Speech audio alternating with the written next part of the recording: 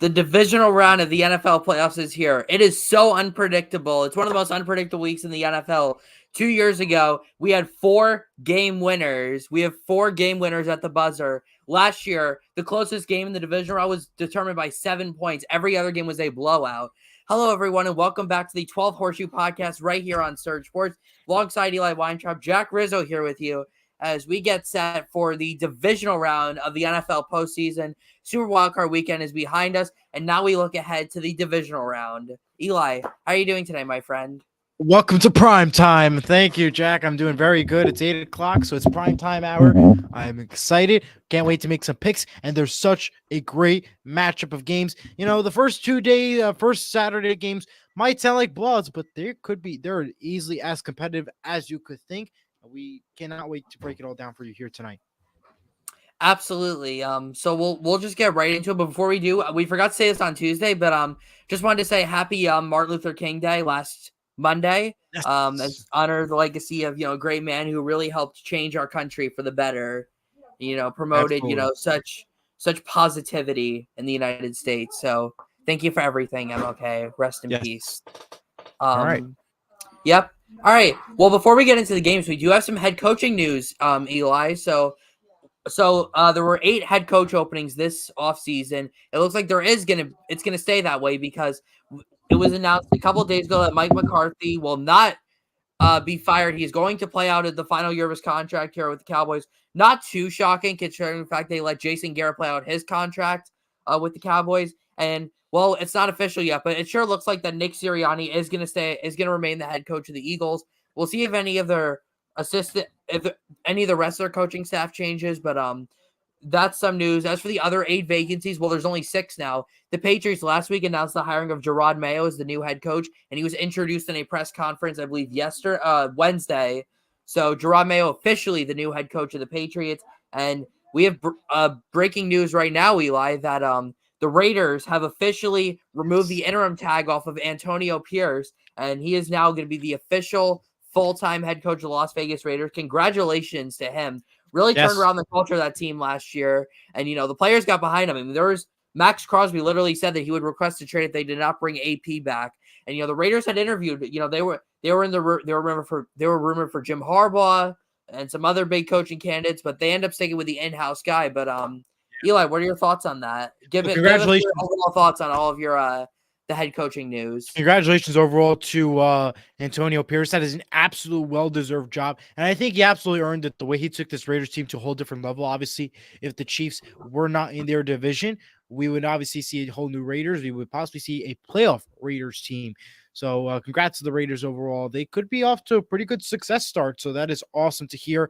Antonio Pierce is a great coach. Definitely deserved it once they beat the Chiefs in the Raiders. A lot of coaching updates. Seattle, no word yet. I'm still waiting to hear. I'm guessing for Vrabel will be my option is who we pick up, but that'll be a fantastic hire. choice. Exactly. It'd be like a younger version of Pete Carroll, players coach, right? Super energetic and right. Be a good hire, I think. And then we also have I think Bill Belichick, his second interview already. I think that is going to be a done deal. So eventually, just a matter of when and how. But I think that is a fantastic decision. And we'll see. Remember, the Falcons have also interviewed Jim Harbaugh as well. Yes, but I think I could see Bill Belichick though. I don't know. And they're interviewing. I believe they're interviewing Dan Quinn next week. Or no. I'm sorry. That was. No, Dan Quinn used to be their head coach. I don't think they would bring him back in the same role. But Adam Schefter just reported that the Bills are scheduled to interview with somebody else later this week. Let me just find out who that is. Yeah, so I just want to. I'll bring up some quick news stuff in just a little second there. But I also think that we haven't heard from Commanders. We haven't heard of official coaching hire yet. We haven't not heard from the Panthers yet. Those are 2 teams that really need a coach. And yeah, we haven't heard it yet. So. Interesting what's going to happen in those lines and their scenarios. I can fill you in there a little bit, Eli, because I know a couple of candidates for both teams. So for the Carolina Panthers, they interviewed Bucs offensive coordinator Dave Canales this past week. I mean, it certainly deserved. I mean, for what he right. The thing is, who wants to go to Carolina and deal with that franchise? Exactly. That's why I like not hearing as Ben much. Johnson, the OC for the Lions, another strong candidate in Carolina. As for Washington, Raheem Morris, the Rams DC, a very strong possibility, I think, in my opinion, when looking at Coach Fitz. He's had interest from Seattle, from couple other teams as well. Raheem Morris, a very popular name out there. Aaron Glenn is the DC for the Lions, pretty popular around the league. And of course, you have Mike Vrabel, Jim Harbaugh, and still Bill Belichick. It's not done yet. Yeah, As highly touted candidates around the league, and also David Shaw, the former head coach of the University of Stanford, who appears for the NFL draft on NFL Network as an right. analyst. Another candidate, along with Leslie Frazier, well-respected defensive coordinator, used to be with Absolutely. Buffalo, spent some time with Minnesota, and there's quite a few others out there. But with 6 head coach openings, the door is wide open for almost any of these guys to go anywhere they Absolutely. want. But Yeah, I'll yeah, get to the so quick news stuff real quick. Ohio State hires former Patriots offensive coordinator Bill O'Brien as their new offensive coordinator. He was with the Patriots, so interesting move. He now goes, as Schefter reported, back to school. The NFL Combine will remain in Indianapolis for another year for the extension up to 2025. Congrats to Indianapolis. it should always be in It's Indianapolis. indoors. Make They do a great job hosting it. It should never leave there. Agree. Dalvin Cook will play versus the Texans for this Saturday's game versus the Ravens. Reba McEntire will do the national anthem at the Super Bowl. Post Malone will do America the Beautiful. And Andrea Day will be doing Lift Every Voice and Sing for the Super Bowl 58, which is on CBS this year.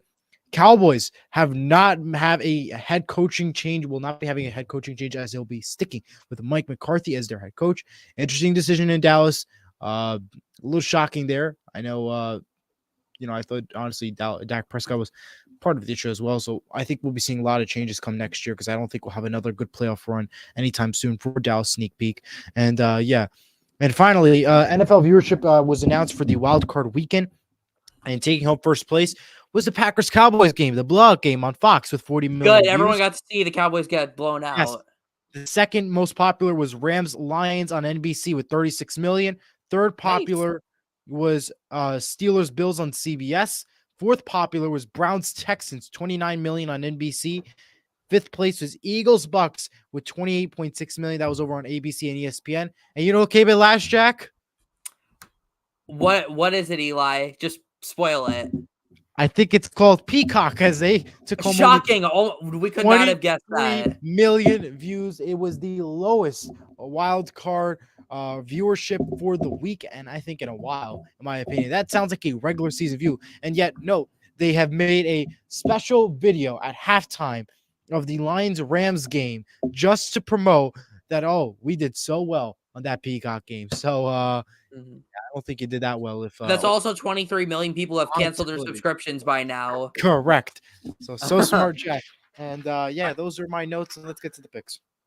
Yeah, certainly. Divisional round's gonna be a fun one. We have 4 games, 2 on Saturday, 2 on Sunday. All on TV. Yeah, 4 games, 4 different networks. It's the first time in a while that we have the divisional round games on 4 different networks, because usually CBS or Fox gets 2 divisional round games. Right. With NBC, and the reason why Mhm. the reason why NBC obviously always had the divisional round and CBS and Fox, and just one of them will get the double. ESPN, because of their new contract, this is the year that they finally begin divisional round coverage. Plus, they also get to start the Super Bowl in 2026. So they'll be hosting Super Bowl games as well. I just got a message, by the way, from my friend Josh, who said that at least Peacock has Yellowstone. Okay, I don't think it's still worth paying for Peacock. I mean, I'm sure you can find Yellowstone else. So yeah. I heard it's a great show though.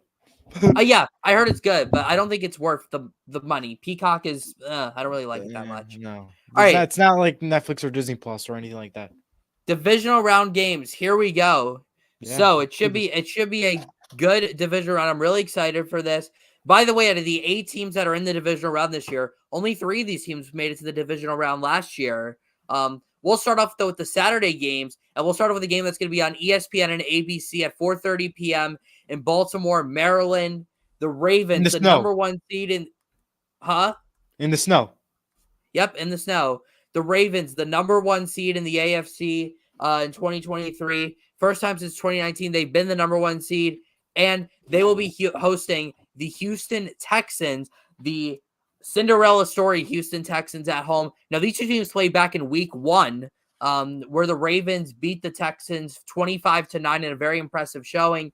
The Ravens are the 9.5-point favorites. Now, Eli, the Texans play in the state of Texas, which is very nice and warm all year round. Especially that it's indoors. How are they going to adjust to playing in the snow in Baltimore, Maryland?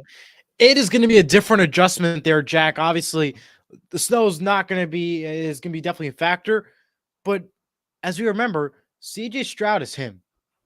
And I think Yes, that's going to benefit them, especially that he is a rookie quarterback and a rookie head coach. And keep in mind, regardless of what the weather condition is, you look at the past 5-year history for the Ravens, they have not won a divisional round game. very Last time we true. saw the Texans in the playoffs was 2019. Yes, I believe they were in the divisional round, but that does not mean anything because this is not the run that they had back in 2019 versus now. So for my That could pick, mean the same. That could mean the same for the Ravens, though, too. true, but I still think that the Texans are going to pull the upset here. Oh, Texans oh, for the upset here, 28-21 over the Ravens. I don't believe in the Ravens, considering the playoff history. I think this is the year for the Texans. The Ravens are always in this playoff team, but they just never can get past the divisional round. But this year, the Texans are this brand new team. I get Joe Flacco and the Browns. That was a blowout game. Mark my words, Texans will win, and they will win 28-21. all right. I respect it. Upset pick of the week. Very, very, very smooth transition, by the way. Yeah. From what you're talking about, it's like, oh, it's gonna be my upset of the week. I thought it was very smooth transition. I know you talk about the Ravens losing their last 5 divisional games. Here's the thing: the Texans have never won a divisional game in their entire history. And well, it's gonna stay the same because the Ravens have the best defense in the NFL, and in the snow, But they're do gonna they put a this beating. weekend, though? They're going to put a beating down on CJ Stroud, just like they put a beating down on him in week 1. Ravens take this 34-24. It's going to be close. I'm not going to lie. It's not going to be an easy win for the Ravens because, quite frankly, there isn't really no win is easy in the NFL, especially here in 2023. There's been so much crazy stuff happening. So, 2024 now. Yeah. If this game was in Houston, maybe it's a different story, but I'm going to take the Ravens here, though, 30 to win 34-24. I just think it's the Ravens' year, man. I think Lamar Jackson, after signing that contract, just felt a lot more comfortable. They have a true number 1 wide receiver now in Zay Flowers. And, the Texans secondary, not too great. I think they're going to have a hard time containing Lamar on Sunday. Yeah. So that is why I see the Ravens winning. With that Ravens front seven, CJ Stroud is still a rookie, still could be prone to rookie mistakes. So I think be bound to be one of the greatest rookies I've ever played the game of football this year. Very true. I can remember.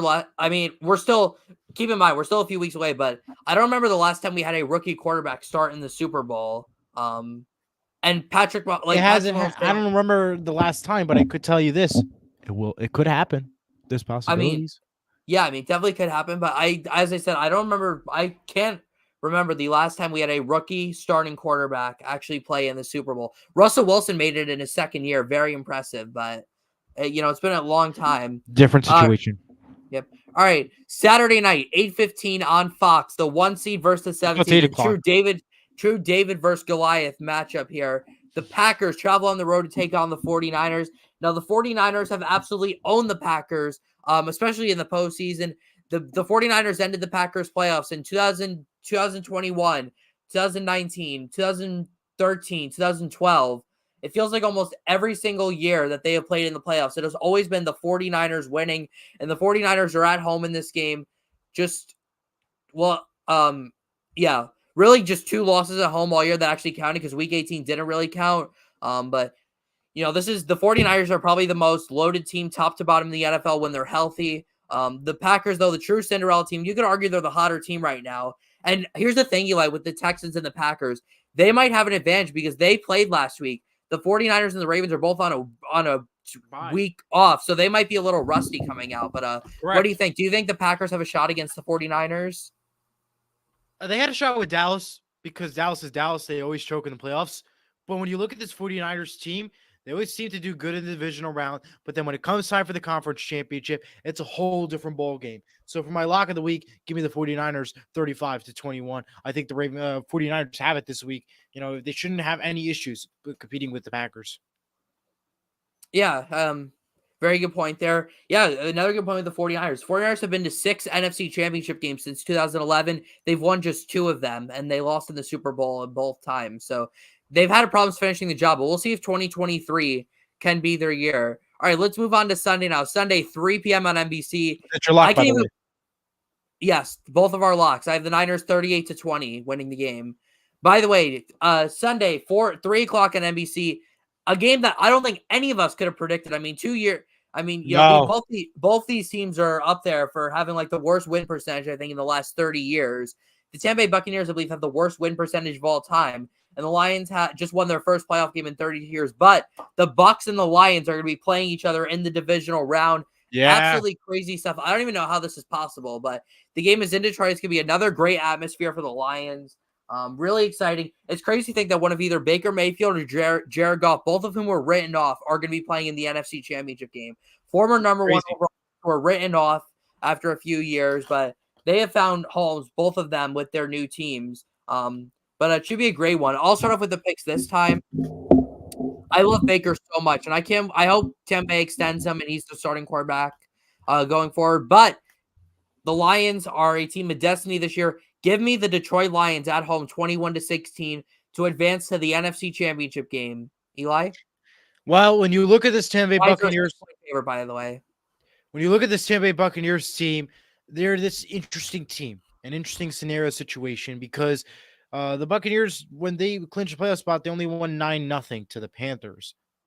They won last week pretty big versus Philadelphia because Philadelphia was not Philadelphia like they were in the beginning of the season.